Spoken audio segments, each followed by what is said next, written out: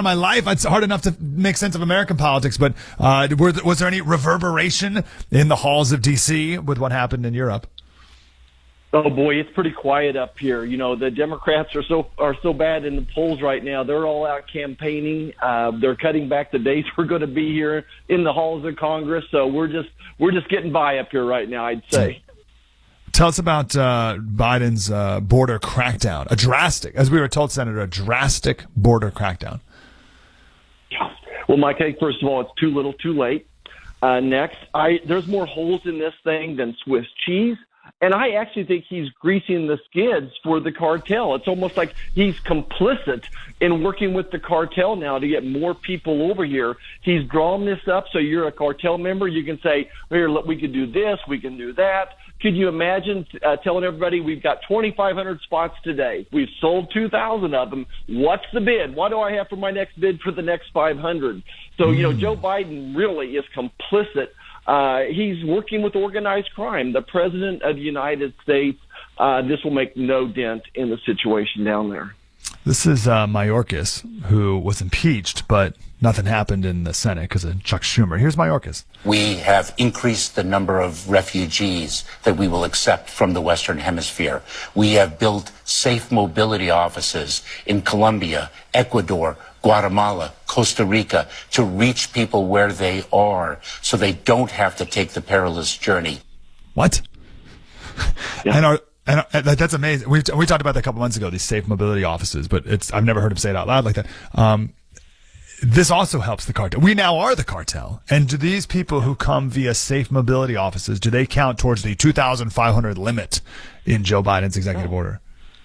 Well, they do not, Mike, but this is like voter registration. Think of this as voter registration for Joe Biden. He's down in South America, Central America, recruiting people to vote for Joe Biden, and the Democrats. We're seeing these illegal aliens vote already here in D.C. as well as several states. But no, if you look at the fine print of Joe Biden's executive order, it's 2,500 between legal ports of entry. So I really think even if you came on between the ports, if you've done the CBP One app or if you've done this mobility, whatever they're calling stations, then no, that does not count at all. And again, so Joe Biden is just greasing the skids. At the end of the day, he doesn't even touch the probation issue, which is accounted for 2 million illegals crossing the border. There's 2 million gotaways here. I don't see how this makes a dent at all. I still think even if they follow this executive order to the T, they still end up with 2 million people crossing the border every year, and maybe more than that. Well, and that doesn't include, of course, the known gotaways and all the people otherwise. Yeah. So why do it? Why pretend to do it? Oh, goodness. So this is all about his polling. He sees that this is a political action. It's not a executive action. It's a political action. He sees he's underwater 2-1 on this issue, maybe even worse than that. And just like you were discussing in Europe, I mean, people in Europe are fed up with all the illegal migrants and the crime that they bring with them. Americans are tired of the crime, the human trafficking. We're tired of seeing a Kansan die every day from fentanyl poisoning. The United States is tired of seeing 200 or 300 people dying every day from fentanyl poisoning. We're sick and tired, and we're not going to take it anymore. So he sees the polling. This is a panic mode for him right now, and he'll pretend like he's doing something. But now he's getting pushback from his far left. Isn't that great today? They're saying that this is too drastic, and now he's trying to make it easier for women, illegal spouses, I should say, illegal spouses here who are married to a person who's a citizen. So now they're trying to open that door. So Joe's got it coming at him from both sides. It's a circular firing squad, and Republicans just need to get out of the way and let them shoot each other. You posted we're talking with Senator Marshall from Kansas. You posted a quite horrific thread on Twitter the other day. It goes on, just this list of people murdered by illegal aliens, and it just keeps going. And one of these would be enough. One Lake and Riley would be enough, but it just goes on, and it's unbelievable. These people were released, captured, and released here in America. It's unbelievable. And so you can go to the senator's Twitter page to watch that, or to look at those. New poll came out the other day, Senator. 62% of Americans, I find that to be a pretty shockingly high number. 62% of Americans say they would support a new government program to deport all the people living in the United States illegally. Do you support deportation? Absolutely. If people are here illegally, they should be deported. Look, I believe in compassion and helping people, but if people come in the right way, then great. Let's give them a hand up, not a handout. Let's give them a hand up. But it'll be overwhelming. I don't have the deportation numbers in front of me, but Joe Biden's are next to zero in his 3 years. They've never been so low. And again, I think there's 11 million people that have crossed the border illegally. It's overwhelmed the systems, whether it's the school system or the food banks. All those social programs are just overwhelmed right now. We're kicking kids out of schools to turn things into public housing. Yes, we need a mass deportation program and starting all over. And we better close the door behind them. This is, again, Joe Biden is complicit in this program. The UN, the World Health Organization, the CCP, they are all complicit in this mass migration to the United States, and Joe Biden is aiding and abetting the entire program, but they have passed the limit of our system of being able to handle the situation right now. You say you're supporting deportation. Are you prepared for the pushback on that, the likes of which we've never seen? I know you remember when Trump was last in office and we heard about kids in cages and people freaking out, Senator, with the kids in cages. And it turns out that all the pictures that were shown were from when Obama was president, right?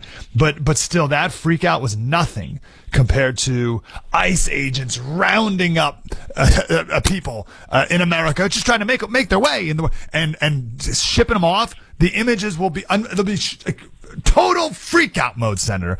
Are you and your fellow Republicans prepared to handle that?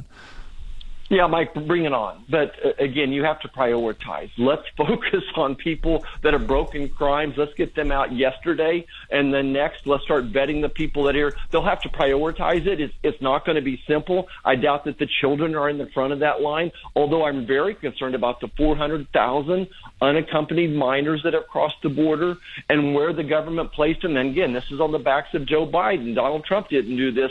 Where are those people? And I'm afraid many of them have been sold into human trafficking and participating in money laundering and, of course, the drug trafficking. So I think we have to prioritize it, and there is a sane way to do this, a proper way to do it, but he'll have to prioritize it, and I think Donald Trump's just the person to do it.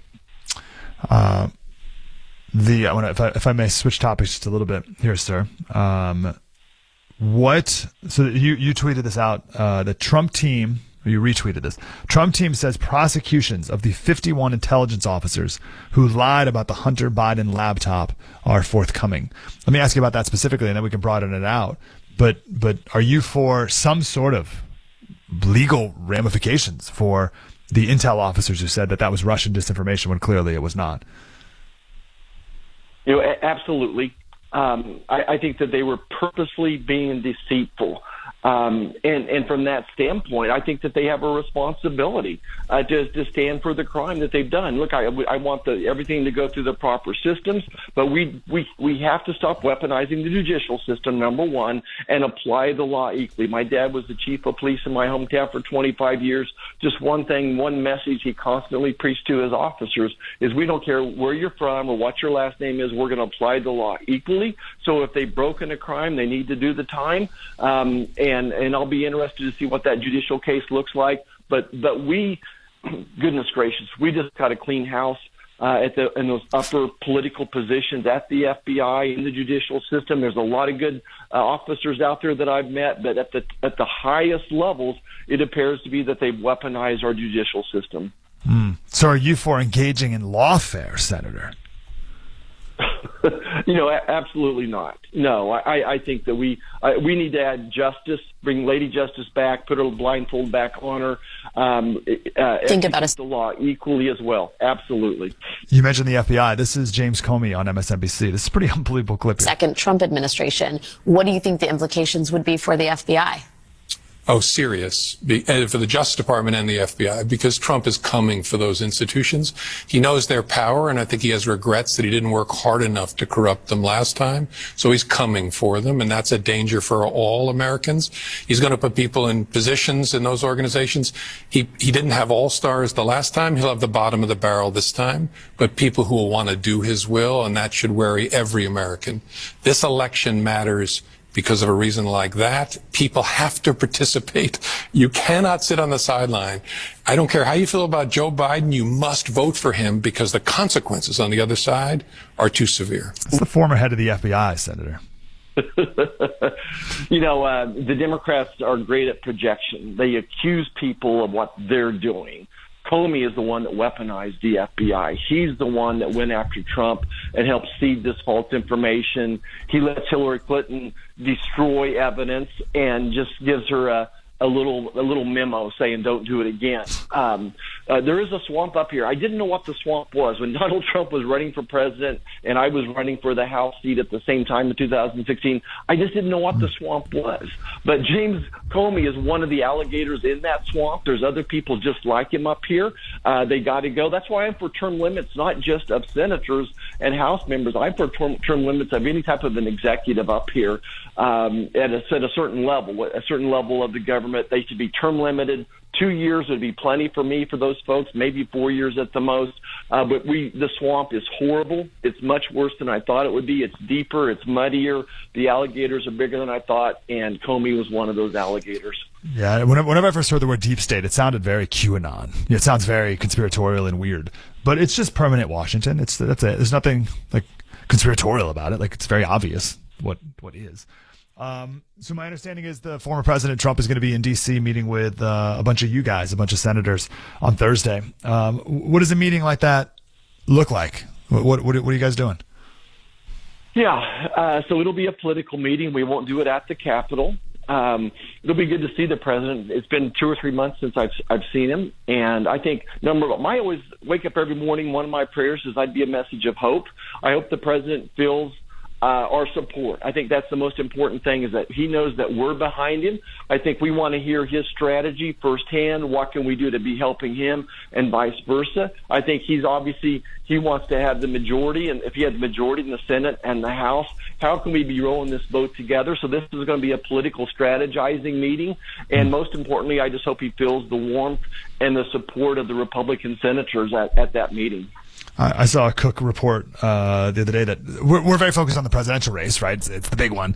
But there's ideas that like Trump may win a state, but the people of that state may vote for the Democratic senator. So we may not win the Senate. Do you guys have that same concern as well? Well, look, I'm betting on us. I think that we will win the Senate. I think that the Democrats are defending 7 or 8 pretty vulnerable seats. We've already flipped West Virginia for all practical purposes. All we have to do is flip one more. So you hope those people up in Montana realize that John Tester says one thing, but he votes like he's Barack Obama. I mean, he has a very liberal voting record. He's not supported the Second Amendment. He's not supported the sanctity of life.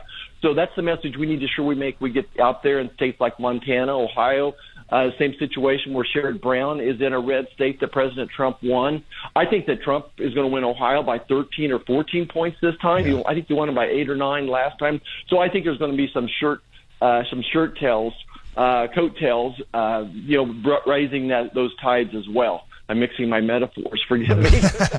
I get so excited, but no, I think we're going to win it.